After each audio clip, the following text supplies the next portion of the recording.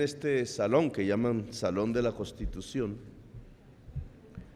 en el que he estado muchísimas veces, varias veces he hecho referencia al mural que está arriba, pintado seguramente por un hombre. No voy a valorar su estética para no meterme en problemas. Ha permanecido ahí. Tiene que ver, como ustedes observan, con la Constitución de 1886. Este es el Salón de la Constitución del 86, no del 91. Algo anacrónico. Como verán, allí no hay sino hombres.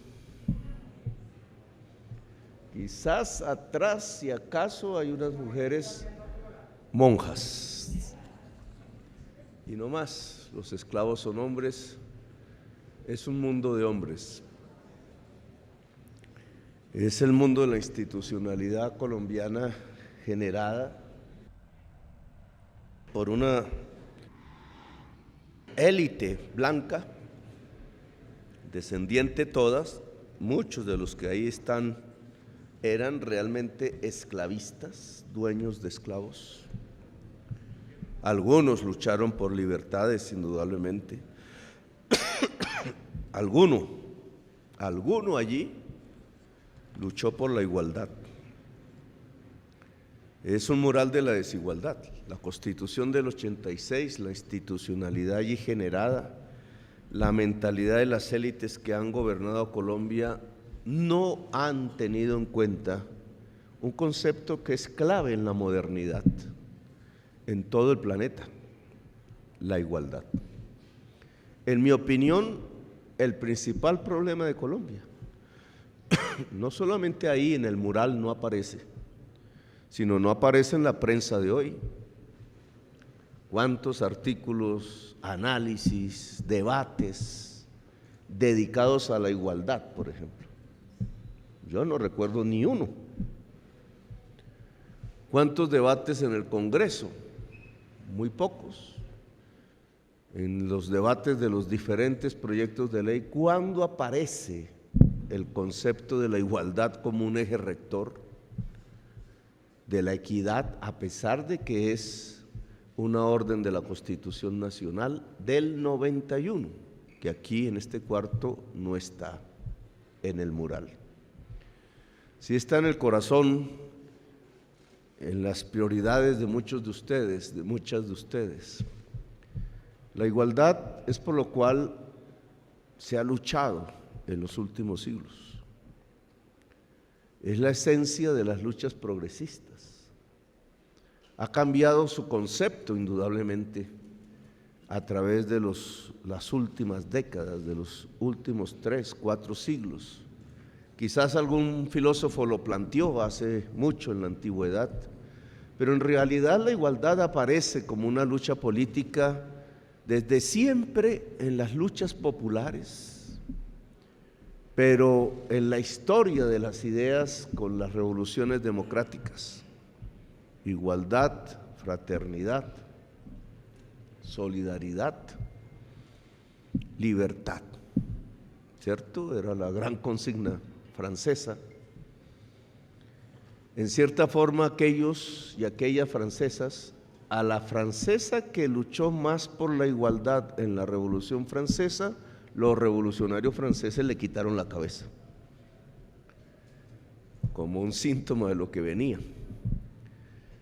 Pero ese sentimiento, ese propósito de la igualdad, fíjense en ustedes, se equiparó con el de la libertad y con el de la solidaridad humana. Y aunque no se dijo, yo creo que está muy ligado al tema de la prosperidad.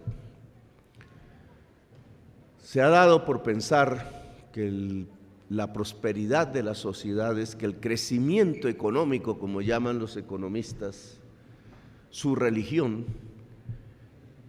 está aislado del tema de la igualdad. Esta mañana se proponía, ¿cierto?, cómo van a aprobar una reforma tributaria que busca igualdad.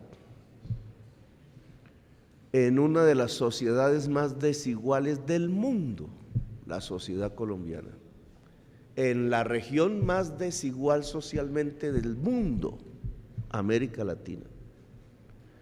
¿Cómo se puede pensar entonces reformas tributarias que busquen la igualdad? Pareciera un pecado, un exabrupto, algo que no debería ser ni siquiera mencionado en la discusión política.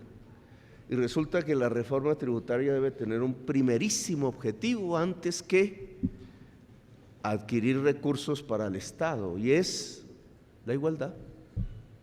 La reforma tributaria debe ser pensada para la igualdad.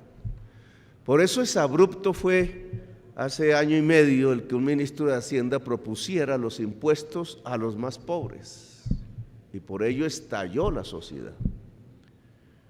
Lo correcto es que los impuestos vayan hacia los más ricos, porque automáticamente eso genera mayor equidad, mayor igualdad, y ese es la solución del principal problema de Colombia, la desigualdad. ¿Por qué somos pobres? ¿Por qué no progresamos? ¿Por qué no aumenta la productividad? ¿Por qué los derechos y las libertades se restringen? ¿Por qué las tasas de crecimiento, si lo queremos económico, son tan escasas?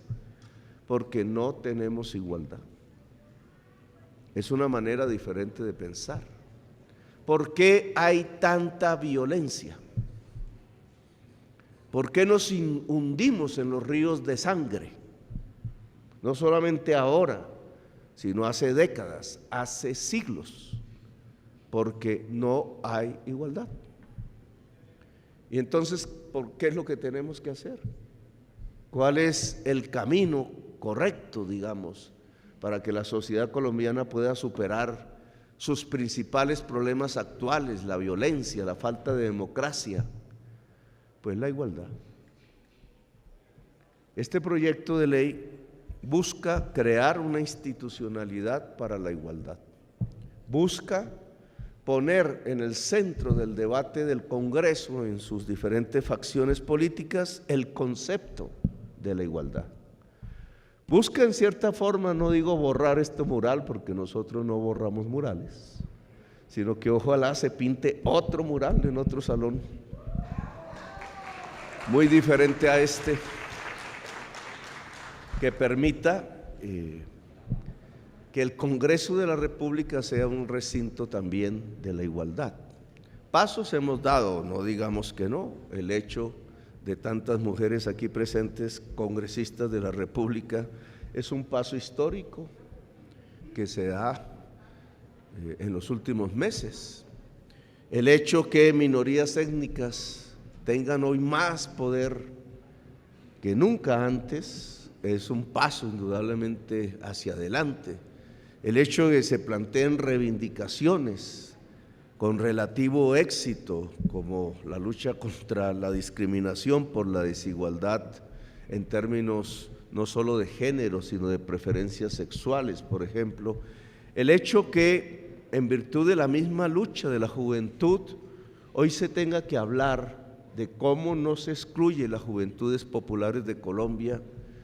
El hecho del resultado electoral, que es una especie de grito popular del junio, de la primera y de la segunda vuelta, en donde quien vence realmente en las elecciones es la región olvidada, aliada a Bogotá, pues es el grito que se va planteando desde todos los rincones de la sociedad para abordar el tema de la igualdad.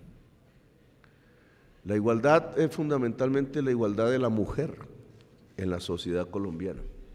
Es la primera gran tarea.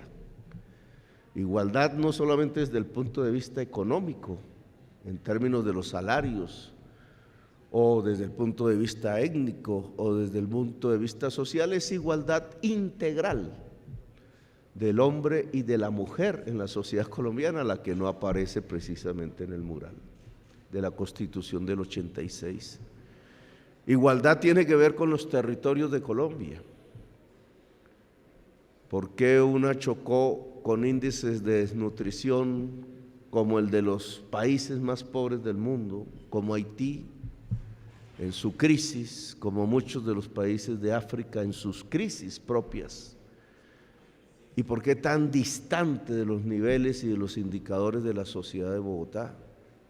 ¿Por qué aquí sí se puede tomar un agua pura, incluso desde el grifo? Porque nos viene directamente del páramo, casi que no necesita de potabilización. ¿Y por qué en buena parte del país no podemos lograr que los niños tengan agua potable y mueren por desnutrición por la ausencia del agua de calidad? ¿Por qué una parte de la población muy pequeña puede tener pensiones y debaten sobre si esas pensiones de más de 10 millones no pagan impuestos o sí? Pero la inmensa mayoría de los viejos y las viejas de Colombia no tienen ni el sueño de tener una pensión. No la tienen 3 millones de adultos mayores, de sabias. ¿Por qué tanto problema para que en la Constitución del 91 aparezca la palabra campesino y sus derechos? Campesina y sus derechos. Sí, una tercera parte de la población colombiana es campesina y todos nosotros y nosotras somos descendientes en algún momento de labriegos, de gente que se arrodillaba o se hincaba ante el surco y bajo el sol. Pero fíjense que no aparece la palabra campesino o campesina. ¿Por qué el tema de la igualdad es tan silenciado en la discusión pública de Colombia? En el país quizás más desigual socialmente de América Latina, y no es más sino porque las relaciones de poder de esta sociedad se han construido así. No es más sino porque existe una mentalidad que se hereda proveniente de los hombres dueños de esclavos que aún ejercen poder en Colombia, una mentalidad de castas, de clases que se mantiene en la sociedad colombiana. Le hemos cambiado la palabra, ahora decimos estrato, pero es lo mismo, nos dividimos en castas y aprovechamos la palabra estrato para encarcelarnos en las castas, de las cuales es muy difícil salir de una a la otra. No tenemos nada que envidiarle a las sociedades de castas del mundo de hoy.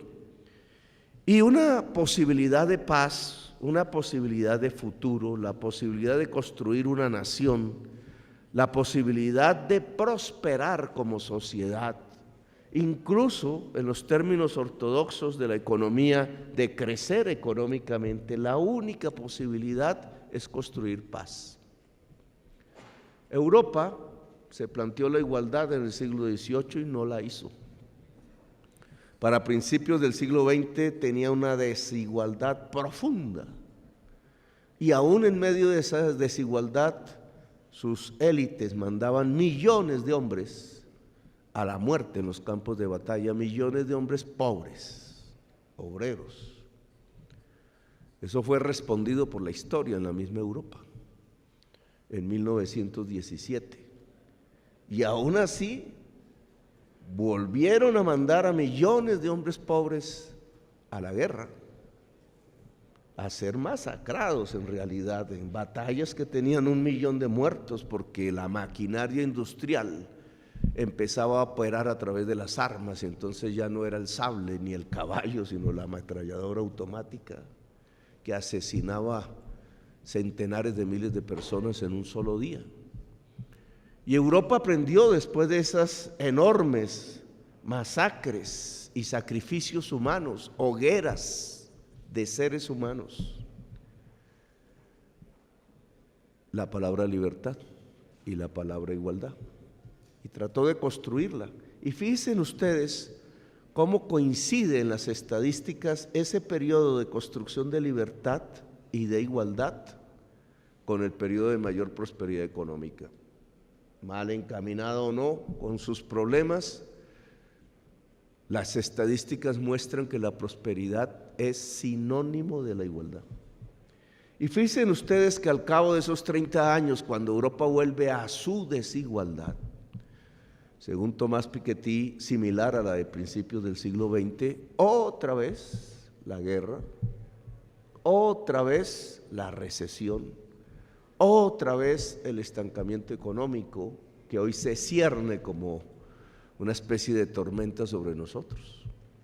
La historia europea y últimamente mundial demuestra que la prosperidad va ligada a la igualdad y que cuando se llega a mayores niveles de desigualdad lo que aparece es el estancamiento, la pobreza, el hambre y la guerra. Y ahora Europa es ejemplo de eso. Pues no debe ser el ejemplo de América Latina ni de Colombia.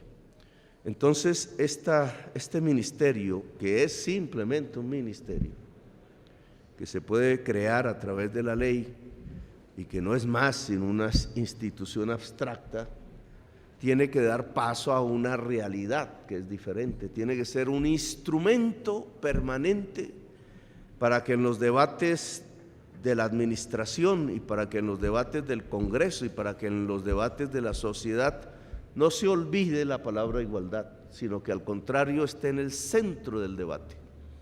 Yo estoy absolutamente convencida de que si damos un paso adelante en el tema de la igualdad en Colombia, estoy absolutamente convencido que si logramos reducir el índice Gini y la población empieza a sentirse en una sociedad que la reconoce, que le da más equidad, que la promociona, que le da poder al excluido como nunca antes había tenido, la opción de la paz se vuelve real. La posibilidad de ser una sociedad moderna es cierta. La posibilidad de construir una democracia multicolor se puede tocar con las manos. La posibilidad de que Colombia sea una potencia mundial de la vida deja de ser un discurso y una retórica y pasa a ser una realidad tocable, contable, acariciable de todos los días, de todos los meses, de todos los años, una sociedad igualitaria. Ese es el objetivo de este proyecto de ley, es apenas un instrumento, pero el propósito a lo largo de toda la administración y a lo largo de todos los proyectos de ley que se van y se han presentado es, antes que nada, la igualdad. Respuesta a la crisis económica, más y más igualdad. Respuesta a la violencia, más y más igualdad. Respuesta a la crisis de los derechos y las libertades de las personas, más y más igualdad. Gracias, muy amables.